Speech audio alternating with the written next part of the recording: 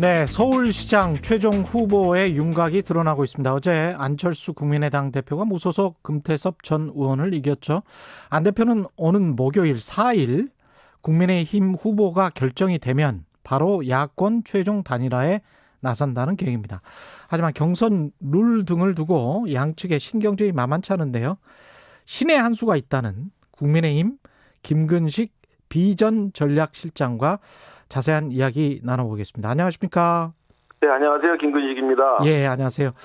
이 실장님 어제 안철수 네. 국민의당 대표가 삼지대 경선에서 승리를 했습니다. 어떻게 평가하십니까? 예, 우선 축하드립니다. 예, 일단 그 삼지대에서 금태섭 후보와의 그 단일화 경선을 통해서 원만하게 이렇게 승리했던 것을 축하를 드리고요.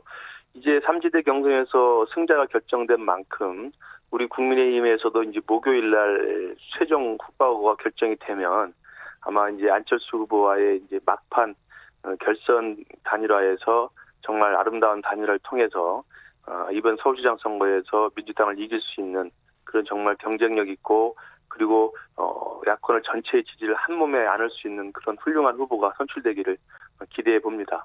그 안철수 대표도 비슷한 말씀을 했는데 정권 교체를 바라는 국민의 뜨거운 열망에 찬물을 끼얹는 그 어떤 행동도 조심해야 한다. 이것은 어떻게 보면 국민의 힘을 향해 어떤 네. 행동도 조심해서 나를 찍어라 뭐 이런 이야기 아닐까요? 글쎄요. 뭐 이제 어제 삼지대에서 예. 이제 후보로 선출됐기 때문에 예. 이제 우리 국민의힘에 대해서 이제 일정한 주문을 한 것으로 해석이 되는데요. 예. 뭐 아마 그 말씀의 맥락은 단일화 과정이라는 것이 역대 우리 한국 정치에서 단일화라는 것이 순탄하게 된 경우도 있고 순탄치 못한 경우도 있고 뭐 여러 가지 경우가 있었기 때문에 예. 이번에 나와 있는 안철수 후보와 우리 국민의힘 후보와의 단일화는 정말 아름답고 순탄하고 그리고 감동을 주는 단일화로 돼야 된다라고 하는 그런 맥락의 말씀이라고 생각이 듭니다. 예. 뭐 전적으로 우리 당에서도 뭐 동의를 하고 있는 거고요. 다만 이제 그 표현에 있어서 그 정권 교체를 바라는 야권을 지지하는 그 국민들의 열망에 찬물을 끼얹는 행동을 해서는 안 된다라고 말씀을 드린 것은 예. 같은 주문이지만 조금 더 이제 경고를 좀 심어서 말씀하신 게 아닌가 싶고요. 예. 그래서 뭐 그 내용에 대해서는 전적으로 동의를 하고 다만 한 가지 그와 똑같은 내용을 저희들한테 요구하시고 말씀하신 것처럼 그 본인 스스로에게도 한번 스스로 돌이켜보는 그런 말씀이 되셨으면 합니다. 본인 그러니까 스스로에게도 예. 그렇습니다. 단일화라고 하는 것에 대해서 어제 말씀하신 그 단일화를 간절히 바라는 서울 시민들의 열망에 찬물을 끼얹어서는 안 된다는 말씀을 저희에게 이렇게 주듯이 또 안철수 후보 측 본인도 한번 그 말씀을 항상 그 새겨 주시기를 바랍니다. 그 감동을 주는 단일화 과정을 말씀을 하셨는데 보도를 보니까요. 단일화를 서두르지 않겠다는 어떤 뉘앙스가 국민의힘에서는 보이는 것 같습니다. 그러니까 극적으로 막판에 단일화를 성공시키는 게 더 어떻게 보면 감동적이지 않을까 그런 어떤 시나리오 같은 게 있는 건가요, 혹시?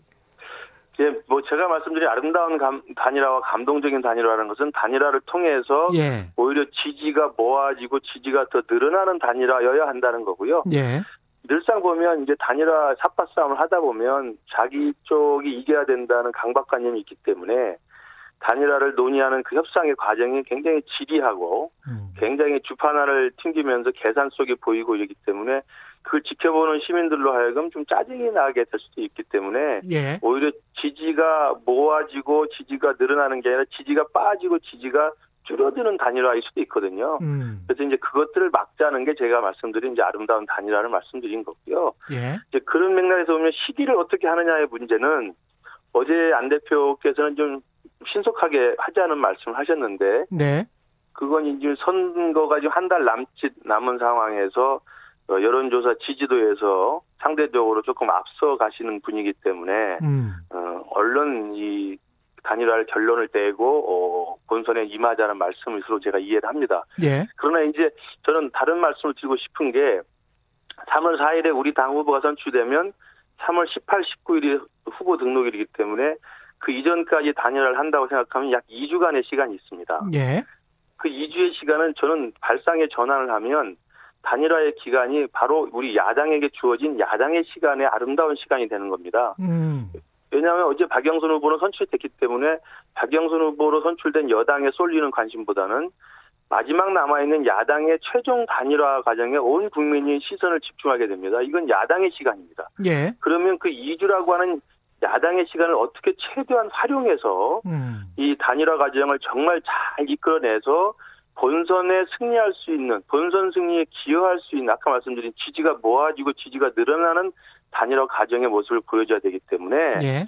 이것을 빨리, 그것도 한 번에 딱 여론조사 방식만으로 조금 몇 퍼센트가 더 나오는 사람을 단일화해버리면 2주라고 하는 그 많은 아름다운 야당의 시간을 활용하는 데는 제가 볼 땐 부족해 보여요. 그렇기 그러네요. 때문에 예. 제가 말씀드린 것은 꼭 여론조사라고 하는 단일화 방식만을 고집할 게 아니라 예. 그 2주라고 하는 모처럼 찾아온 야당의 아름다운 시간을 어떻게 하면 우리 지지를 더 넓혀나가고 야권의 승리를 바라는 수많은 사람들의 스크럼을 다 짜주고 그다음에 단일화에 참여하는 사람들이 더 많이 참여할 수 있게 하고 시민들이 직접 참여하는 단일화 과정이 되게 하고 그다음에 국민의당과 국민의힘이 화학적으로 결합할 수 있는 단일화 과정이 되게 하고 이런 식의 좀 더 포괄적이고 좀 더 발상의 전환을 하는 그런 단일화 방식을 고민해서 차분하게 2주의 시간을 최대한 활용하는 것이 저는 오히려 바람직하다고 생각합니다. 지금 말씀을 종합해 보면 시점은 최대한 늦추는 게 낫겠다. 그러나 여론조사 말고 어떤 다른 방법이 있을까요? 그러니까 시기를 최대한 늦춘다기보다는 시기를 서두를 필요가 없고 2주라고 하는 시간을 최대한 활용해야 된다는 말씀을 드리는 거고요. 최대한 활용해야 된다. 그건 우리의 시간이기 때문에. 예. 근데 여론조사 말고는 예. 그리고 그것은 2주라고 하는 그 시간을 최대한 활용한다고 한다면 여론조사는 한 번에 승부로 끝나지 않습니까? 예. 그렇기 때문에 시간을 활용한다는 것은 좀 더 많은 기간 동안 좀 더 많은 사람이 그러니까 여론조사라는 것은 전화를 받게 되는 1000명의 응답자가 시장 후보를 결정하는 거잖아요. 그렇죠. 700명 이상의 유권자를 대신해서 1000명의 유권자가 전화 받는 사람이 후보를 예. 결정하게 되는데 그것도 굉장히 기묘한 방식이겠지만 2주라고 하는 시간을 최대한 활용해서 국민의힘, 국민의당, 그다음에 중도층까지 포함해서 태극기 부대까지 다 참여할 수 있는 그들이 다 승복하고 그들이 다 공감할 수 있는 단일화의 2주간의 긴 과정을 최대한 활용할 수 있는 정말 또 발상에 전환할 수 있는 그리고 방식 그리고 스크럼을 짜주는 방식 예. 이런 것들은 여론조사가 아닌 방식도 충분히 고민할 수 있다고 봅니다. 태극기 부대 말씀하셨는데 금태섭 전 의원 같은 경우는 안철수 후보에게 태극기까지 포용해야 되느냐 말아야 되느냐 그런 말을 했었거든요. 네네. 예, 김근식 실장님 같은 경우도 마찬가지 생각이십니까? 포용을 해야 된다는 쪽이십니까? 그러면요. 그러니까 네. 지금 제가 생각할 때 그 4월 7일에 치러지는 서울시장 본선거는 굉장히 어려운 선거입니다. 예. 보궐선거일 뿐만 아니라 민주당이 상당히 많은 조직적 기반과 집권 여당으로서의 정치적 자산을 갖고 있기 때문에 그러면 그 야당으로서는 이 본선에서 이길 수 있는 최대의 기본적인 그 전제 조건이 뭐냐면 야당을 지지하는 그리고 문재인 정권을 심판하고자 하는 모든 야권 지지층들 한 명도 낙오가 없이 다 엮어내야 됩니다. 예. 그게 제가 아까 말씀드린 단일화 과정이 지지가 빠지는 게 아니라 지지가 늘어나는 단일화 과정이어야 된다는 거기 때문에 안철수 대표로 대표된다고 하는 안철수 대표 계속 주장하는 자신을 지지하는 중도층에서부터 국민의힘이 지금 거의 25%에서 30% 정도의 정당 지지도가 나오면서 예. 민주당과는 거의 대등한 수준에서의 지지도를 오락가락하고 있지 않습니까? 그렇습니다. 그리고 국민의힘에 대한 열성 지지층들도 있습니다. 이른바 태극기 부대라고 불리우는 분들. 예. 이런 분들까지 다 아울러야만 겨우 이길 수 있는 선거입니다. 선거라는 것은 특히 이번에 미국 선거에서 트럼프 대통령과 바이든 선거를 봤습니다만 이번 미국 선거를 보면 트럼프가 진 게 아니라 바이든이 이긴 선거였습니다. 그 이야기는 트럼프도 최대한 결집을 했고요. 그러나 바이든이 조금 더 결집을 한 거거든요. 예. 그래서 제가 아까 말씀드린 스크럼이 중요하고 문재인 정부에 반대하는 모든 야권의 지지층들을 태극기에서부터 중도층까지 스크럼을 짤 수 있는 단일화 방식을 고민해야 된다는 말씀을 드리는 겁니다.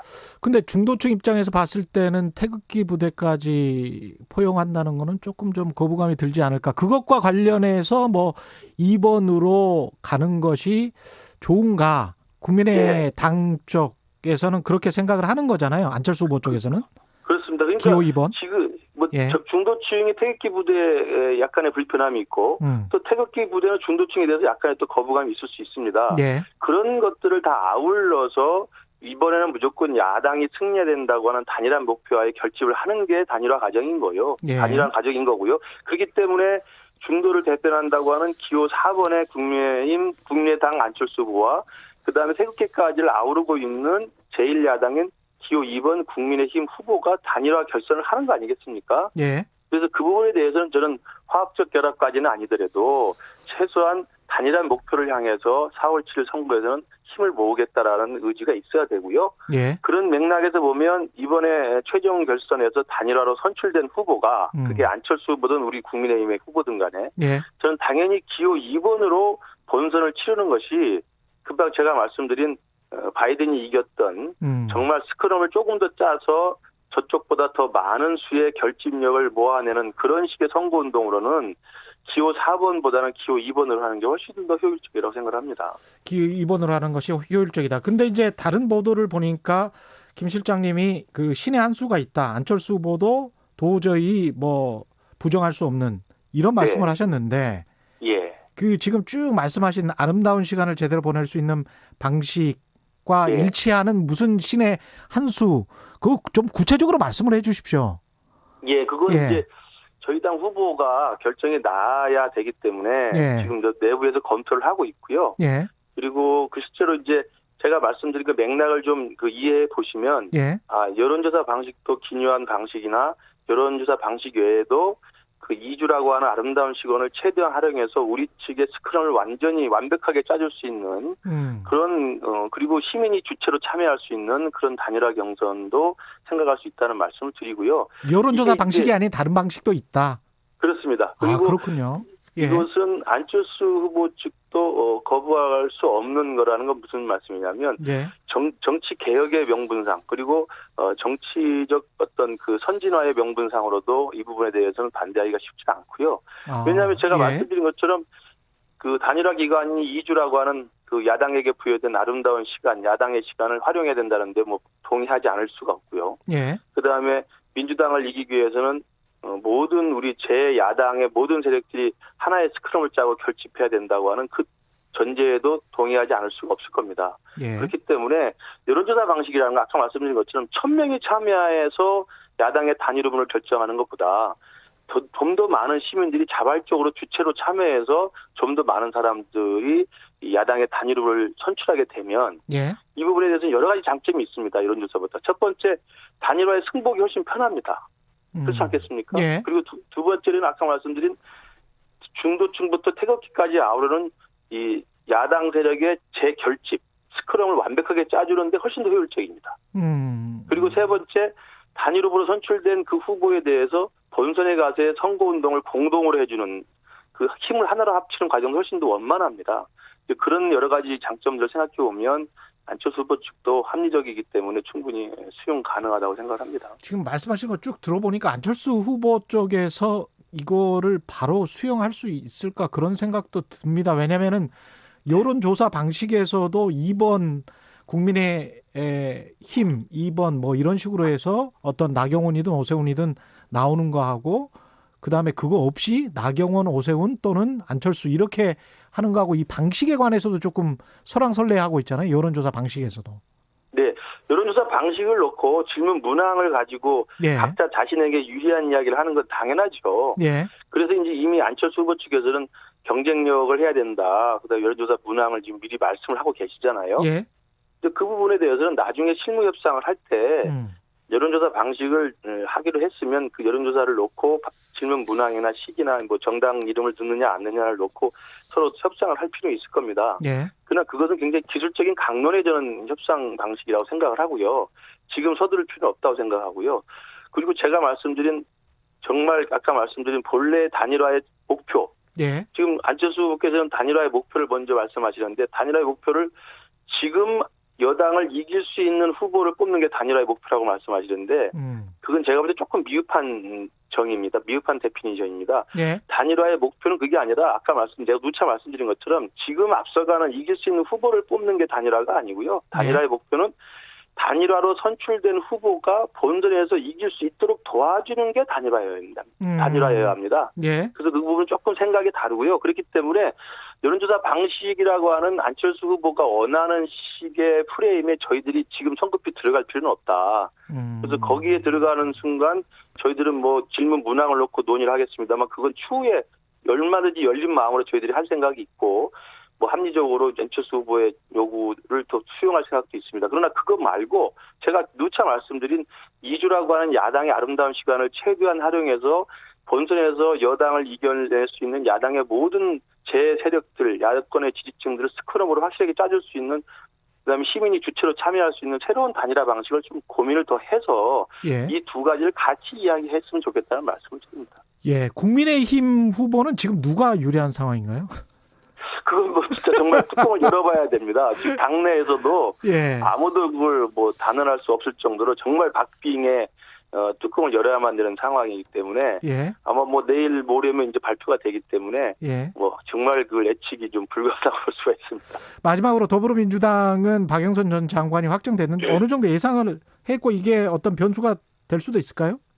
아닙니다. 뭐 박영선 후보가 이길 거라는 거 뭐 대부분의 분석이 또 다 나와 있었고요. 그래서 예.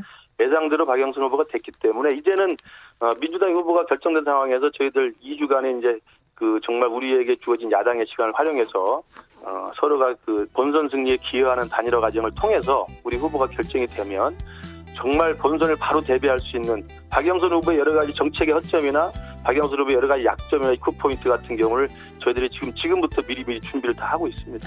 오늘 말씀 감사하고요. 국민의힘 김근식 비전전략실장과 함께했습니다. 고맙습니다. 감사합니다. KBS 1라디오 최경영의 최강시사 1부는 여기까지입니다.